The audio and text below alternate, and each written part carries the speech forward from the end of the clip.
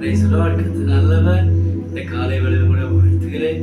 இந்த நாளில் கூட வேதவசனம் சொல்கிறது, ஏசாயா 60ஆம் அதிகாரம் அதனை கடைசி வசனம் சொல்கிறது, சின்னவன் ஆயிரமும் சிறியவன் பலத்த ஜாதியுமாவான். கர்த்தராகிய நான் ஏற்ற காலத்திலே இதை தீவிரமாய் நடப்பிப்பேன் என்று கர்த்தர் சொல்லுகிறார்.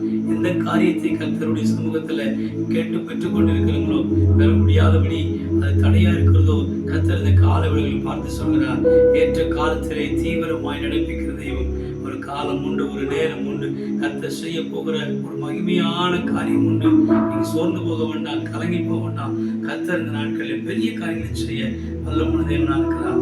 தேவன் இந்த நாட்களில் எல்லா காரியத்தையும் நடப்பிக்க போதுமானவராக இருக்கிறார். கண்களை மூடி பரலோக தேவனே, பரிசுத்த ஆவியானவரே, நல்ல காலவெளிக்காக சோத்திரம் அடிச்சிருப்பீங்க.